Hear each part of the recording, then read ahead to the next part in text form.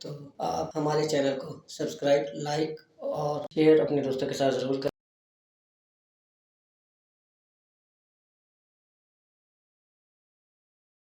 اعوذ باللہ من الشیطان الرجیم، بسم اللہ الرحمن الرحیم۔ ہمارے مولا کی ضربت کو 2 دن ہونے پائے۔ ہمارے مولا کا یہ عالم ہے کہ مولا کی اولاد، بیٹے بیٹیاں مولا کے گرد جمع ہیں۔ طبیب مولا کے علاج سے قاصر دکھائی دے رہے ہیں۔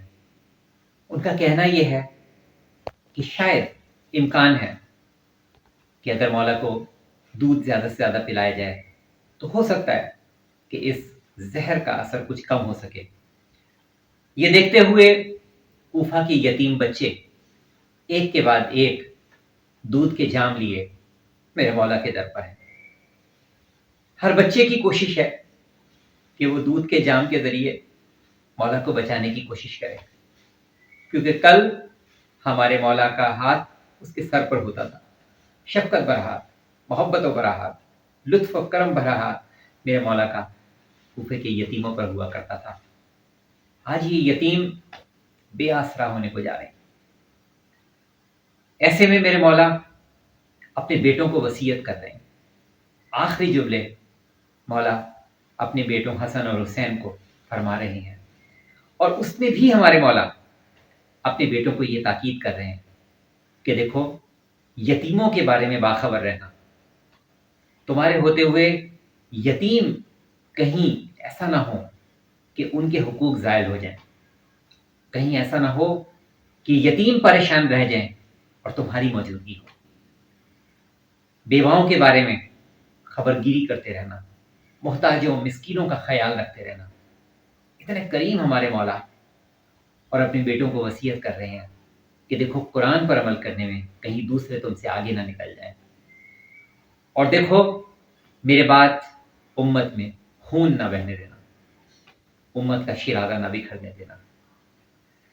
مولا کا ایک ایک وصیتی جملہ مولا کی محبتوں، لطف و کرم جو ہمارے مولا کو اپنی امت سے تھا، اس سے بھرپور۔ عالم یہ ہے کہ کوفے میں ایک کوہرام برپا ہے۔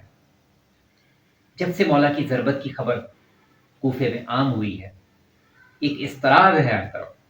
مولا کے چاہنے والوں، مولا کے جانے والے دیکھ رہے ہیں کہ مولا ہم سے دور جا رہے ہیں، مولا سفر آخرت پر جا رہے ہیں۔ مولا کے جملوں سے یہ ظاہر ہو چکا ہے کہ مولا کا سفر آخرت اور مولا کا درجہ شہادت اب آنے کو ہے۔ اور پھر وہ وقت آتا ہے کہ جب میرے مولا خدا کی رضا کے سامنے سر تسلیم خم کرتے ہوئے شہادت کے درجے پر فائز ہوتے ہیں۔ میرے مولا کی آخری سانسیں شہادت کے عالم میں زخم لگے ہوئے۔ آخری وقتوں میں میرے مولا کا یہ عالم تھا کہ رنگ انتہائی زرد ہو چکا تھا، کمزوری اور نکاہت کی وجہ سے، زہر کی کثرت کی وجہ سے میرے مولا کا چہرہ زرد ہے، مگر میرے مولا کے وجود پر نورانیت ہے۔ اور کیوں نہ ہو یہ نورانیت، پوری حیات ہمارے مولا نے صرف خدا کی اطاعت میں گزاری، رسول خدا کی نصرت کرتے گزاری، اسلام کا پرچم اٹھائے گزاری، اسلام کے پرچم کو سر بلند کیے ہوئے گزاری میرے مولا نے۔ مولا نے ہر فیصلہ اپنی زندگی کا صرف خدا کی رضا و تسلیم کو مد نظر رکھ کے کیا۔ کبھی اپنی ذات کو میرے مولا نے فوقیت نہیں دی، ہمیشہ خدا اور رسول کی رضا کو اہمیت دی میرے مولا نے۔ مولا نے ہمیشہ اگر کوئی ایسا معاملہ درپیش کہ جس میں مولا کی اپنی ذات اور خدا کی ذات، تو پھر میرے مولا نے اللہ کی ذات کا انتخاب کیا، اور اپنے فیصلے میں اور اپنے لائے عمل میں خدا کی ذات کو ترجیح دی ہے۔ کبھی بھی مولا نے خواہش کو غالب نہیں آنے دیا، ہمیشہ اللہ کی چاہت کو مولا نے اپنے وجود پر غالب کیا ہے۔ یہی وجہ ہے کہ آخری لمحات میں میرے مولا کے چہرے پر وہ نورانیت ہے کہ کس انداز میں اللہ کا ولی اپنے رب کی بارگاہ میں جا رہا ہے.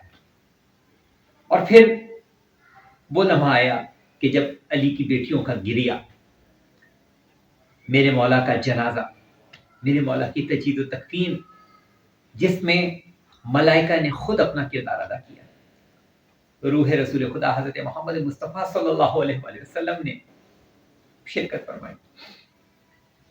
میرے مولا کے تجہیز و تکفین، مگر یہ بھی ہمارے مولا کی غربت ہے، یہ بھی ہمارے مولا کی مظلومیت ہے کہ میرے مولا کی قبر کو ایک عرصہ دراز تک پوشیدہ رکھنا پڑا. کسی کو نہیں معلوم کہ علی کی قبر کہاں ہے، کسی کے علم میں نہیں.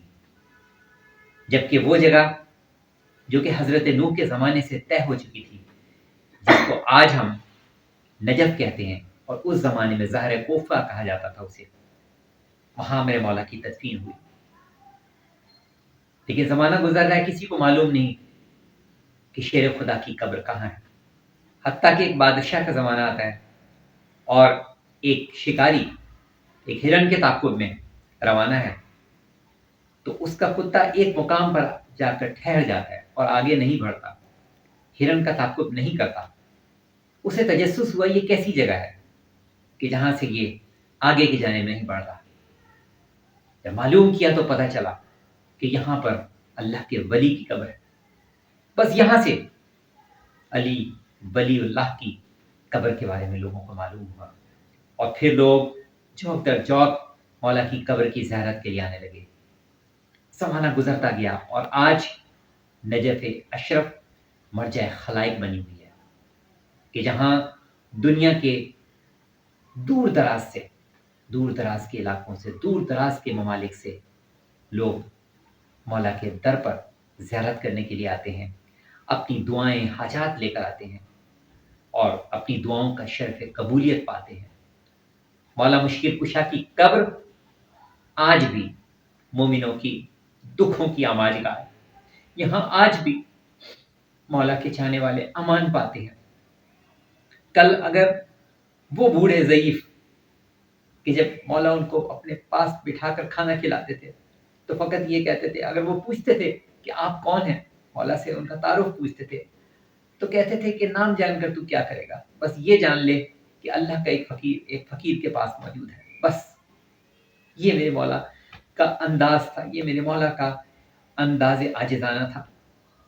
اور یہی وجہ ہے کہ آج بھی ہر امیر و غریب ہر پریشانیوں میں گھرا مولا کے در پر جا کر سکون محسوس کرتا ہے، امان محسوس کرتا ہے.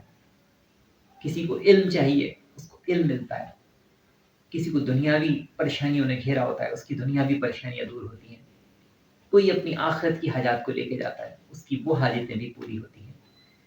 دین و دنیا کی جو حاجتیں میرے مولا کی قبر پہ جا کر مانگی جاتی ہیں اور وہ پوری ہوتی ہیں باذن خدا.